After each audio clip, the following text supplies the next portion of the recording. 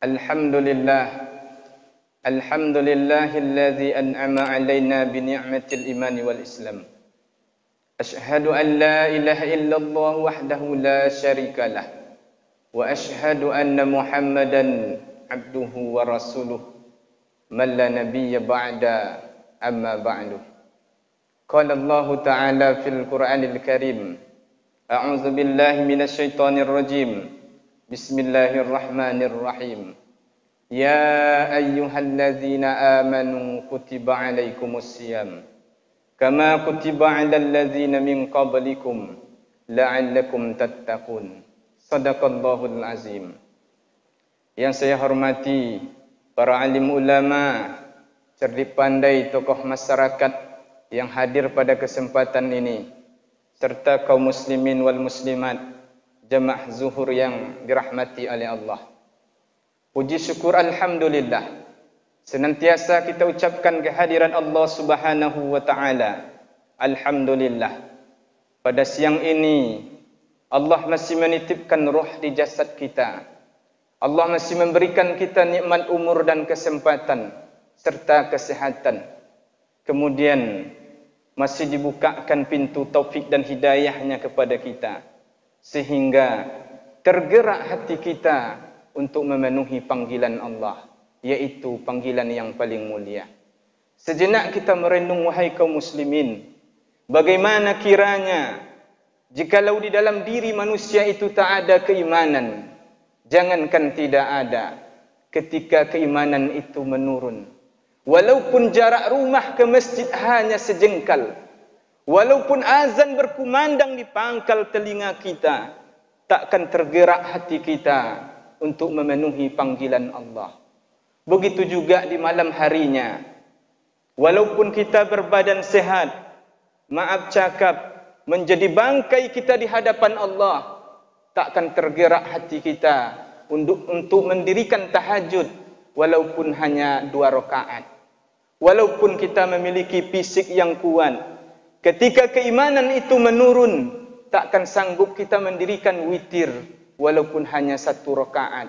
Tapi alhamdulillah, karena keimanan itu masih menghujam di sanubari kita, masih tergerak hati kita untuk memenuhi panggilan Allah. Untuk itu, semoga pertemuan kita pada zuhur ini menjadi pintu gerbang bagi kita untuk senantiasa memperbaiki diri, untuk senantiasa mendekatkan diri kepada Allah.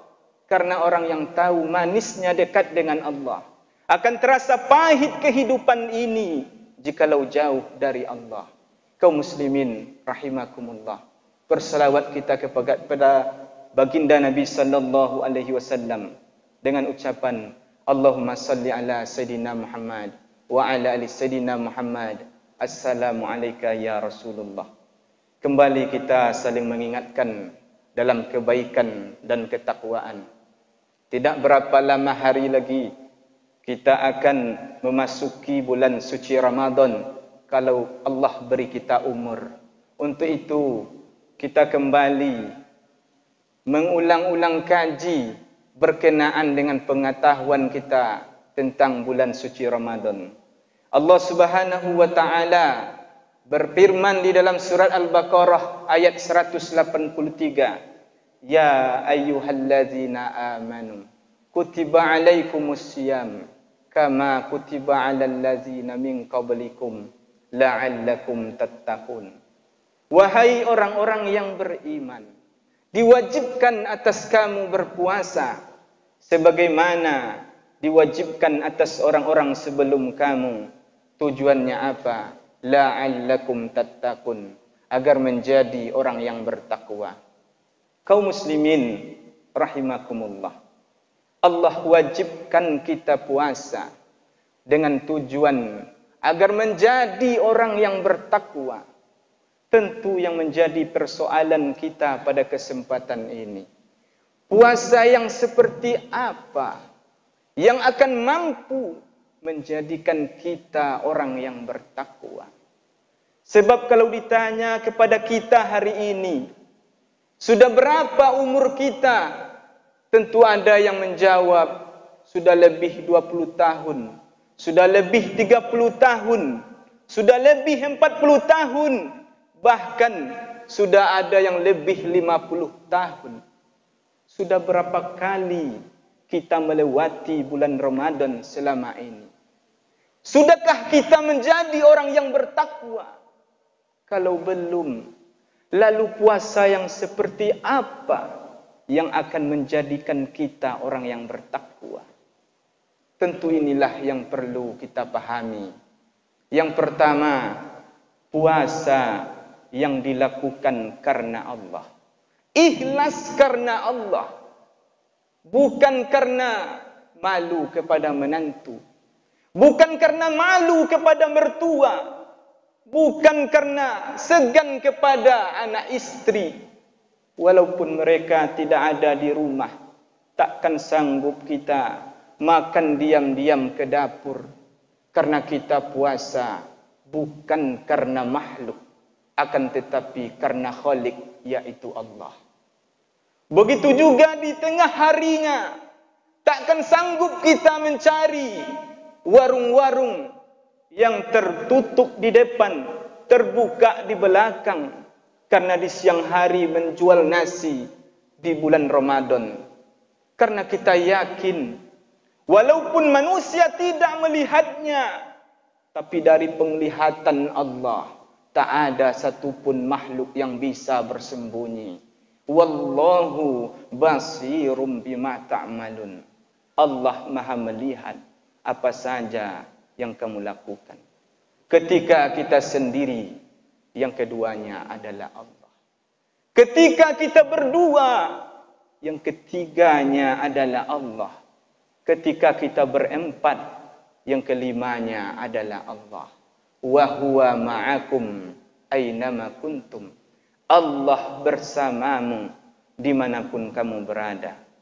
Jadi kalau puasa yang dilakukan karena Allah akan sampai kepada tujuan la'allakum tattaqun, menjadi orang yang bertakwa. Tapi sebaliknya, apapun amal yang kita lakukan, sebesar apapun amal yang kita lakukan, kalau bukan karena Allah, takkan bernilai di sisi Allah. Buktinya apa kaum muslimin?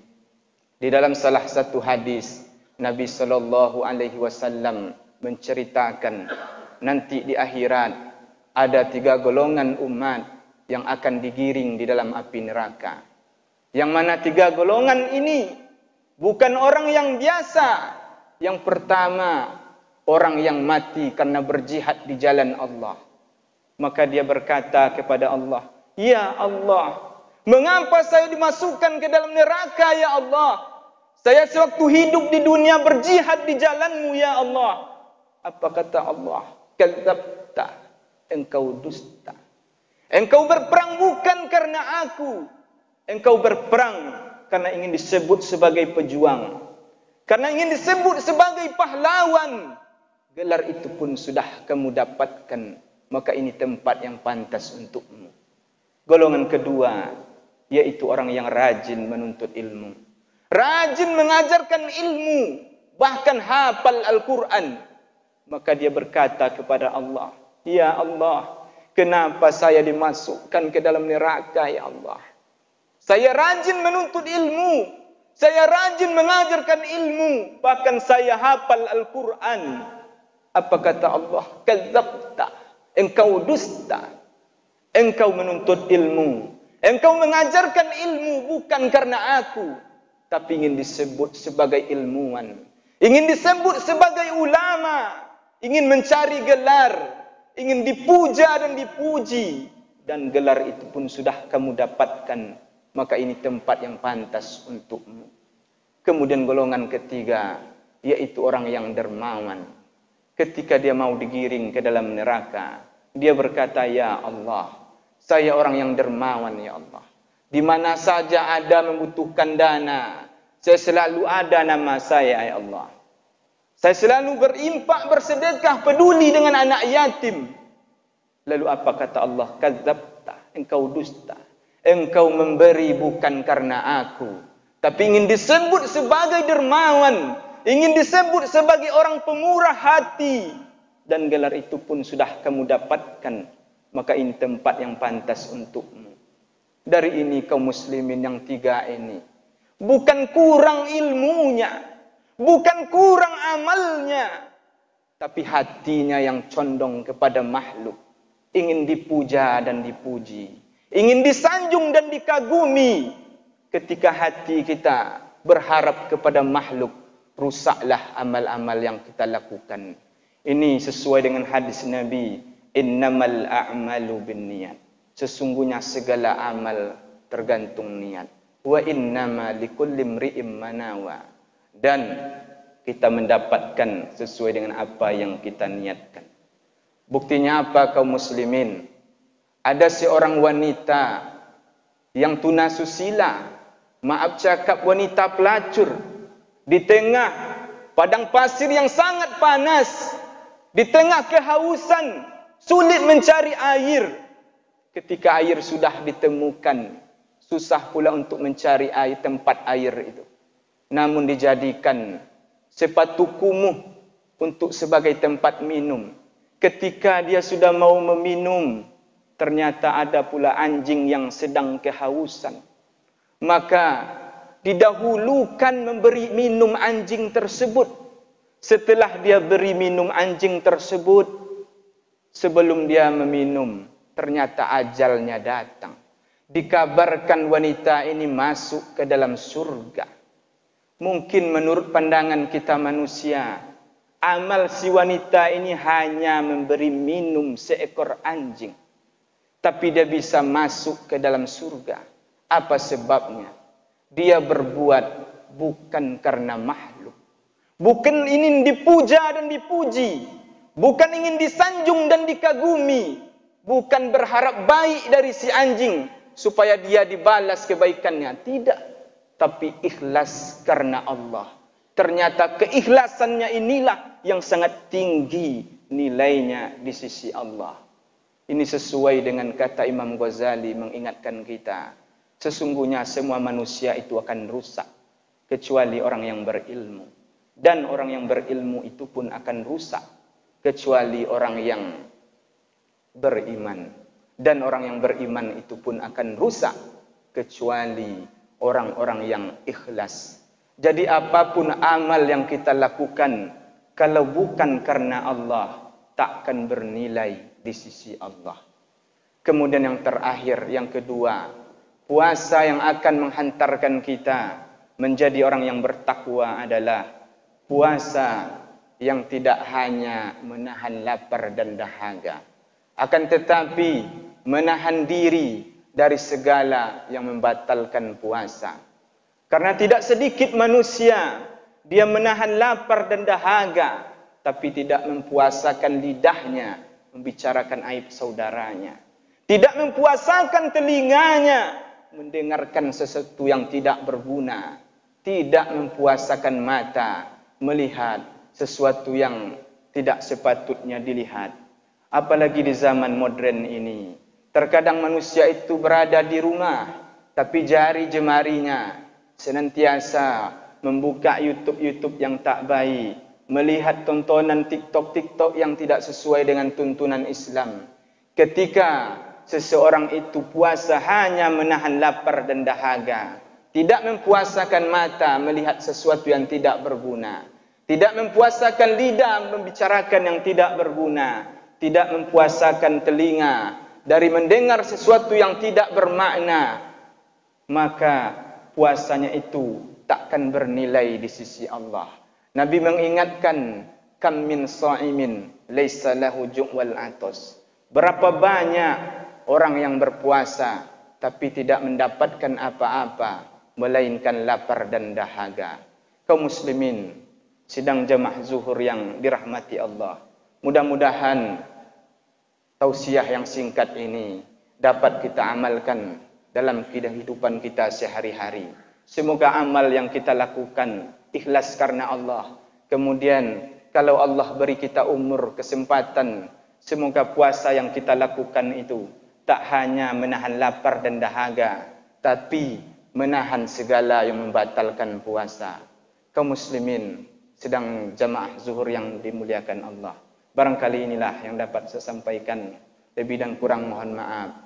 Wabillahi taufik wal hidayah. Wassalamualaikum warahmatullahi wabarakatuh.